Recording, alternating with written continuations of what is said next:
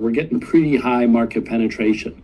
And that combined with the competition is really, what we think is driving. You remember when streaming felt like the future? One login, one low price, and every show you loved right there. It was clean, cheap, convenient. But now, streaming feels like cable with extra steps.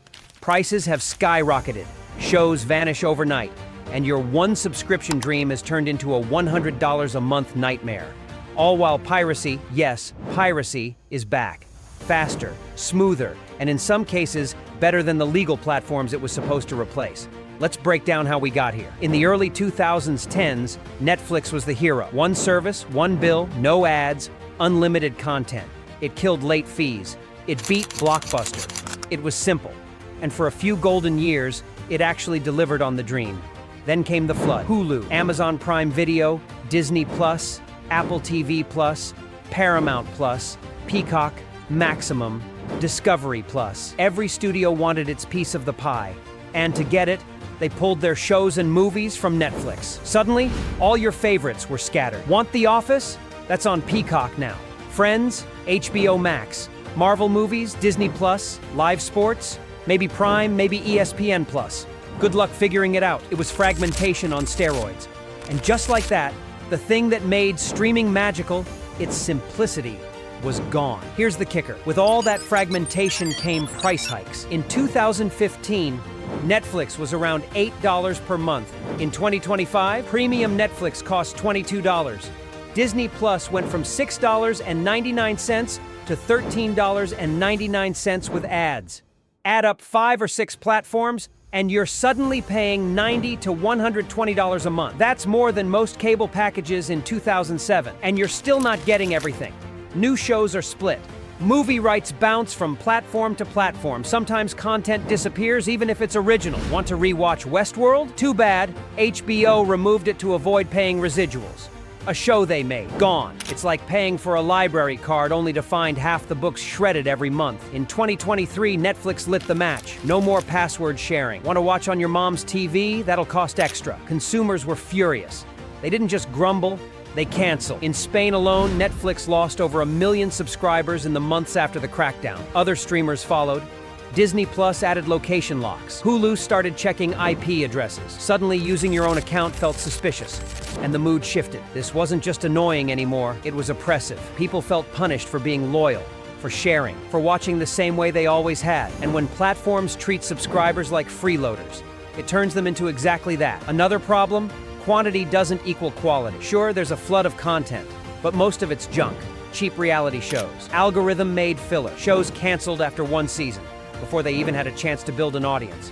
Meanwhile, the big titles are walled off. Want to follow the Marvel storyline? You'll need Disney Plus, maybe Hulu, maybe theater releases too. There's no cohesion, no curation, no center. You're expected to navigate a mess of apps, logins, and search bars just to watch a movie.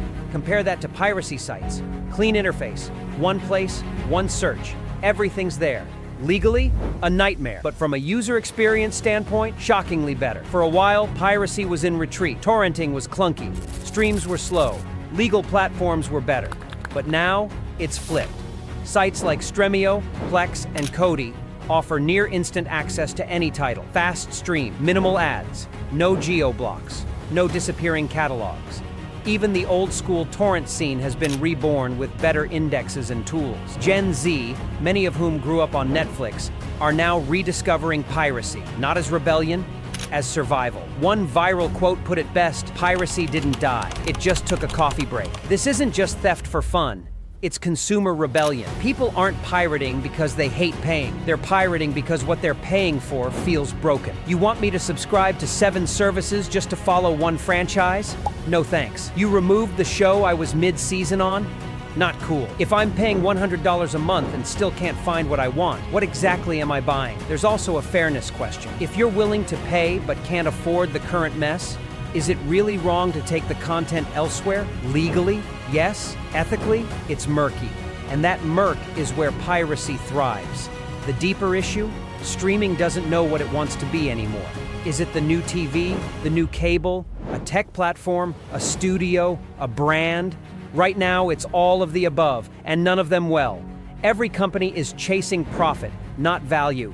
cutting shows, raising prices, canceling mid-seasons, cracking down on users. It's a model built on churn and confusion, not loyalty and longevity. And people are noticing. Streaming was supposed to be simple. Now it's a puzzle. And the pirates? They're offering the solution.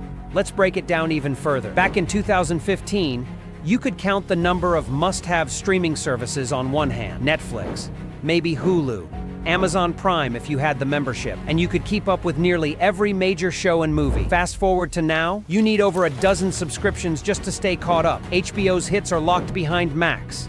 Peacock has The Office, Paramount Plus scooped up SpongeBob and Star Trek. Apple TV Plus tries to tempt you with prestige dramas. And don't forget sports. That's on yet another tiered plan depending on the league. And the pricing? It's sneaky. Every platform introduced cheap plans, only to quietly raise prices later. Some even added commercials after people subscribed. Others introduced tiers. Pay more if you want 4K, or even just to watch on more than one screen. It's death by 1,000 micro upgrades. Even worse, the cancel anytime promise doesn't feel honest anymore. Auto renewals, confusing cancellation flows, and limited customer support keep people stuck paying for services they don't even use. So what do most people do? They start canceling or pirating. And here's something important. This shift isn't driven by freeloaders. It's driven by former paying customers. People who once proudly supported creators and content who now feel betrayed by the nickel and dime tactics of the streaming giants. In forums like r/cordcutters or r/piracy, you'll see posts that say things like, I used to have Netflix, Hulu, and Disney Plus. Now I use Plex and don't miss anything. I canceled everything and downloaded my own server. Streaming made me a pirate. Not paying $150 a month to be treated like a criminal. That tells you something deep is broken. And the content itself, it's not even consistent. Original shows are being canceled mid-story. Series vanish after a single season. Some don't even get physical releases, meaning if they're removed from the service, you literally can't watch them ever again. This isn't just about entertainment anymore. It's about access, ownership, and trust, which is why piracy now feels like rebellion. Not just against corporations, but against a system that once promised simplicity and delivered chaos. Meanwhile, the tech behind piracy has gotten scarily good. You can install an app on your smart TV that scrapes links, organizes subtitles, and streams instantly. You don't even need to download files anymore. The experience is smoother than Hulu, more consistent than Prime, faster than Disney Plus. This isn't just a fringe movement. It's becoming mainstream again. And the studios? They're trying to fight back with lawsuits, takedowns, and tighter licensing rules. But they're missing the point. People don't pirate because they want to be criminals. They pirate because the legal alternative has failed them. In the end, it's a business problem disguised as a moral one. The companies running these platforms forgot the one rule that made streaming explode in the first place. Make it better than piracy. Not more expensive, not more fragmented, not more annoying, better. And today, piracy wins on almost every front. It has better discovery, better archives, more reliability, no geo-blocks, no disappearing shows. And for people who are broke, students, or just overwhelmed, it feels like a sane alternative. Until the industry gets serious about fixing that, the cycle will repeat. Streaming promised freedom. Piracy is delivering it. So the question isn't, why is piracy back? It's, why did streaming push people back to it? Are you still paying for 5 or more platforms? Have you cut back? Turned to alternative options? What was your breaking point?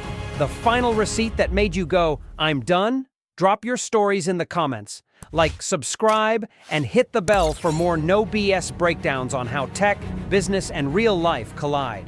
Because streaming didn't just lose its way. It forgot why it existed in the first place. And until it remembers, the pirates will keep sailing.